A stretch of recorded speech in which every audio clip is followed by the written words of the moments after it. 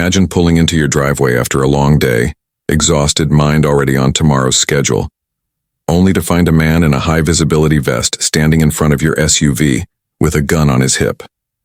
That's exactly what happened to Elena Reyes, FBI crisis negotiator and single mother of one.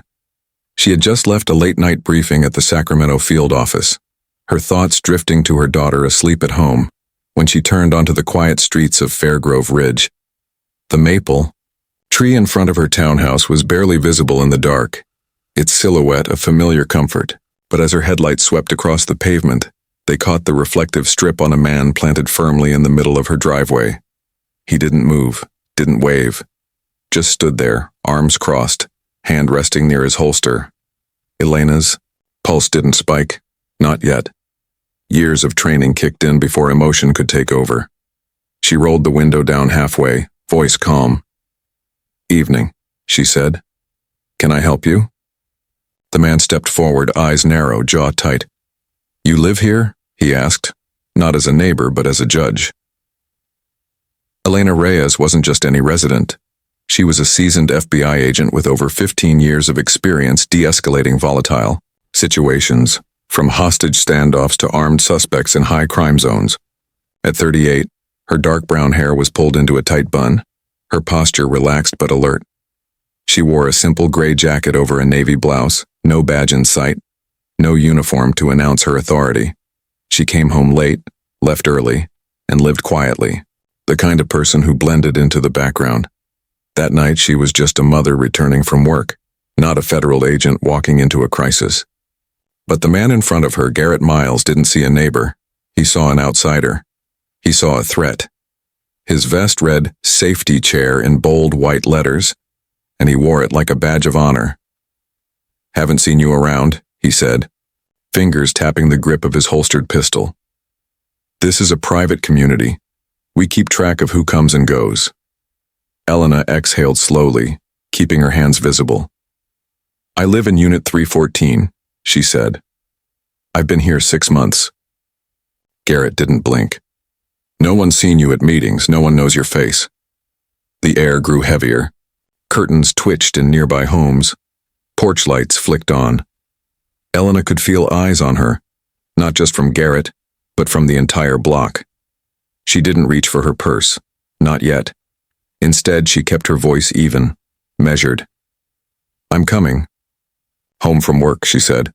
"I'd appreciate it if you'd step aside so I can park." Garrett chuckled, dry and humorless. Then without warning, he unclipped his holster and pulled the gun halfway out. The metallic click froze the night. Elena didn't flinch, her training locked in, heart rate steady, breath controlled, mind scanning his stance. His feet were uneven, his grip shaky. He wasn't a cop. He wasn't even trained. He was a man playing soldier, convinced he was protecting his territory. Phones appeared behind windows. A whisper carried across the street. "He's got a gun on her." Elena leaned slightly out the window. "You're pointing a weapon at a resident," she said, voice firm. "That's not just reckless, and it's illegal. Lower it." Garrett shook his head. "You don't belong here. People like you don't just show up without anyone noticing." Elena's jaw tightened. She had spent her career teaching others how to disarm fear with truth.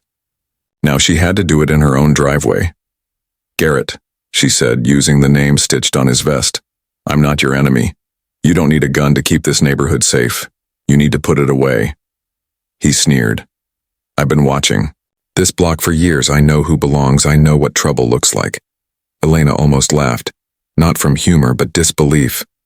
She had faced armed men in war zones, stood between shooters and hostages, walked into rooms where one wrong word could end in bloodshed.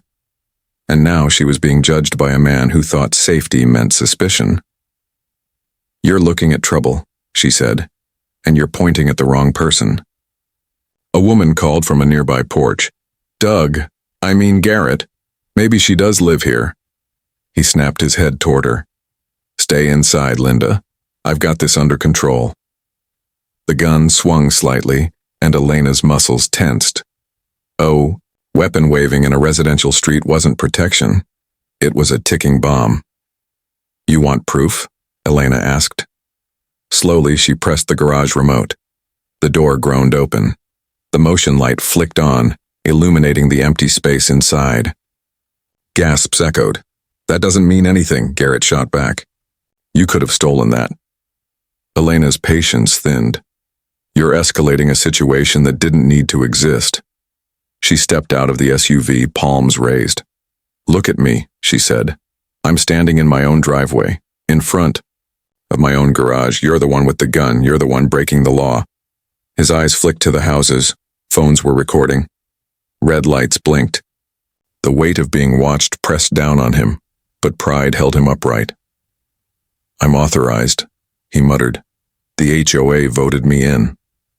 Elena's voice dropped, low and commanding, the tone she used with suspects seconds before they broke. "You're not authorized to point a loaded firearm at a federal agent." She reached into her purse, slow, deliberate. "I'm going to show you something, Garrett. You'll want to see it before you make another mistake." The leather case slid out. The gold badge gleamed under the streetlight.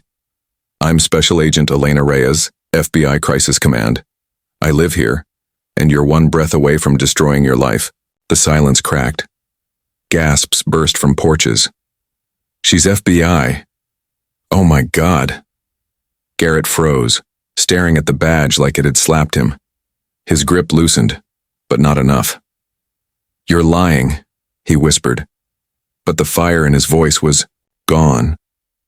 The crowd had shifted. They weren't seeing a protector anymore. They were seeing a man who had nearly shot a federal agent in her own home. But pride doesn't surrender easily. "You think that badge scares me?" Garrett spat. "This is my neighborhood, not yours." Elena didn't back down. "That badge means I've faced armed men in situations that make this look like a playground. It means I've walked out, alive while others didn't. You think you're in control? Your hands are shaking, everyone can see it." A man across the street called out, "Garrett, put the gun away. Before you do something you can't take back." But Garrett ignored him. "You don't belong here," he barked. Elena's voice turned to steel. "Nobody humiliated you. You did this to yourself. You pulled a gun on your neighbor. The truth is out. You can stop this, or you can lose everything." She took a step forward. "Look at me. You're pointing that gun at someone who's trained men half your age to keep their composure under fire. You are out of your depth, and you know it." His breath hitched. Sweat dripped down his temple. For a second it looked like he might lower the weapon. Then pride clawed back. "You don't get to lecture me," he snarled. "I built this committee. I keep this street safe."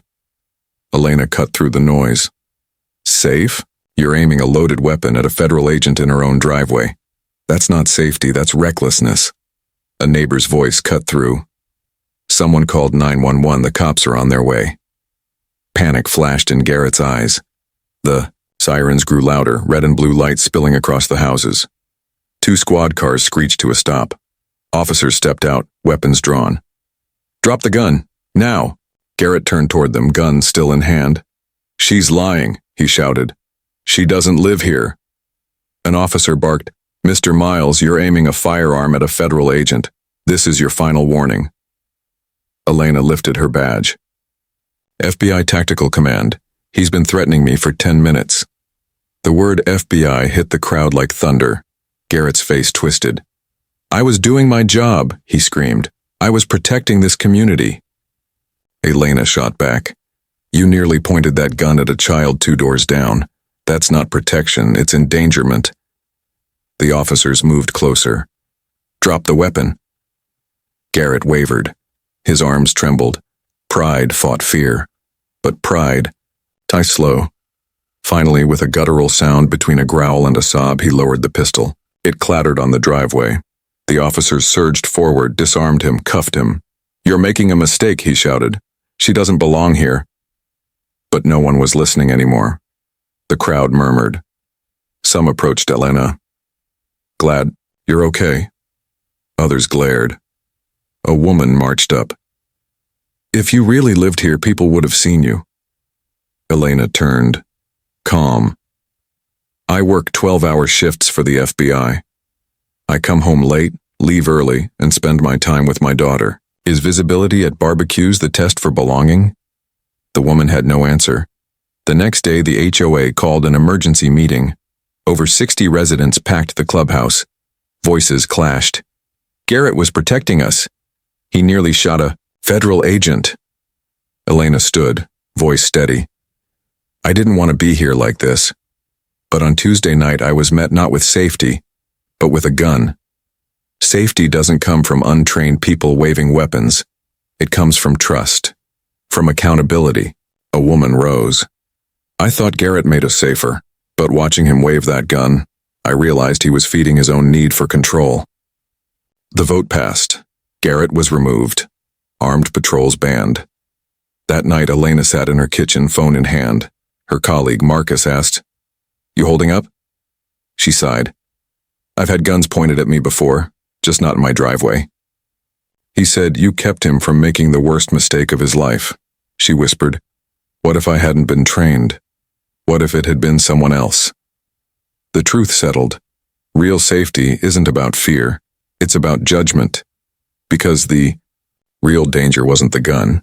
It was the pride behind it. And the real protection wasn't the badge. It was the restraint to not pull the trigger. If you've made it this far, don't just remember the shock. Remember the choice. Because in the end, safety isn't about who shouts loudest. It's about who keeps their judgment when it matters most.